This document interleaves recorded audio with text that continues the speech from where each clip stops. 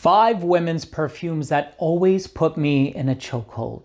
All 5 of these perfumes are so addictive, so arresting, beguiling. They're beautiful, they are mesmerizing, and they're not all gourmands. I know a lot of ladies have been saying that they're looking for something that is maybe a bit more on the woodsy, spicy, floral, fresh, ozonic side of things. So you're going to see that a lot of the recommendations in this list are not necessarily gourmands. You do have a couple that are a bit sweet leaning with notes of vanilla and praline, but only 2 out of 5.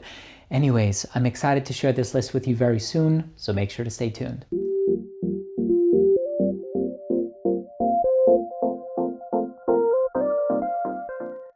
Now, before I begin today's episode and I tell you about these 5 perfumes that always put me in a chokehold, if I smell any of these on you, it's going to be a dangerous situation. And of course, I'm just being metaphorical here, but please, all of these are absolutely amazing. And I think they're worth your time and they're definitely worth checking out. I do want to start things off by saying that if you're a fan of fragrance related content, and of course, if you love smelling your best, hit subscribe, hit the bell, and give this video a thumbs up for the YouTube algorithm. It would really, really mean a lot to me. And of course, if you want to sample any of these, you can always do so at scentsplit.com.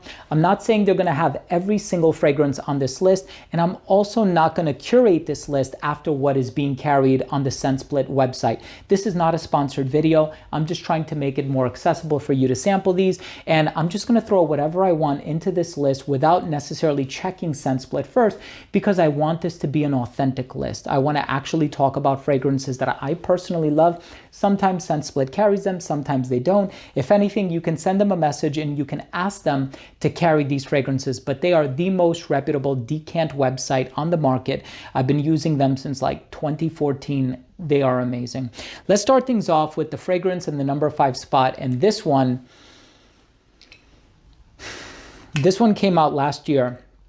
And this is one of the most sexy fragrances on the market. If I smell this on you, you're going to be in big trouble. I'm not going to do anything. I'm just going to compliment you, believe me. This one by House of Oud is called Guilty Crush. This one has a lipstick accord and a champagne accord. It's bright, it's fizzy, it's citrusy, it's bubbly, but then you also have this creamy, waxy iris in the heart of the fragrance. It's not the only floral ingredient in here. There's a lot more happening in this DNA, but this is such a beautiful fragrance by the House of Oud. I cannot recommend this one enough. If you haven't tried this one, and I know the brand has so many great ones, Dates Delight had a lot of hype back in the day. And then there's also What About Pop, which has been getting like all the hype as of late. Guilty Crush, if you're looking for sophistication, if you're looking to turn heads and break necks, this is the perfume that's gonna make you do that. A brand new one, speaking of iris, this one has vanilla and praline. So this one is a sweeter, richer, denser take on the original. And this one, and I purchased this one from duty free. I paid full retail for it. It's all right. I love the way that it smells. By Lancôme, it's La Vie est Belle, l'Elixir.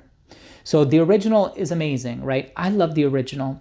The original is a bit more floral, not as sweet. This one is richer, and the liquid inside the bottle is also darker, longer lasting than the original, but it is a different olfactive profile. It's so addictive, it's so sexy.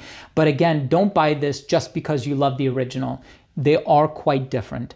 Sample this first if you can, get your nose on it and see if you like it, because you may actually appreciate the diffusiveness of the original more. This one is a bit denser, so it's a bit more compressed. It's not going to be as loud, but it will be longer lasting. After all, it is an elixir designation, so this one is going to give you incredible, incredible longevity. So we have another designer on this list. And again, this is the intense version. The original is going to be more diffusive. There's this pear, jasmine vibe to it. This one also has that sambac jasmine, but you have vanilla in the base. By Valentino, this one is called Donna Born in Roma Intense. I love this stuff. I have 2 bottles of it. My mother took one of them with her to Greece. God bless her. I hope she's enjoying it. But this is such a beautiful, warm vanilla jasmine fragrance. So the original Born in Roma, which I also own, and I love that one to bits. That one is more for like an office setting, right? There's more of an emphasis on that floral heart. This one adds that touch of sweetness in the dry down. So in my opinion, this is a better selection for a night out on the town. If you're going on a date, you're with a special somebody, you're hanging out with friends, maybe it's a bachelorette party, I don't know. Wear this one wherever you want, right? At the end of the day, these are just recommendations, but this one has a more fun, playful, outgoing type of a personality on account of that sweet vanilla that is included in the base. In the number 2 spot, you have to try this one. And this is an inexpensive alternative of a super expensive niche perfume. That perfume being Guidance by Amouage. You know all about that fragrance, right? So it's composed by Kenton Biche, who is such an amazing perfumer. And there's pear, there's osmanthus, there's sandalwood, there's hazelnut. This one is called Bain à l'Asrar by Paris Corner. I think the name translates to Between the Secrets.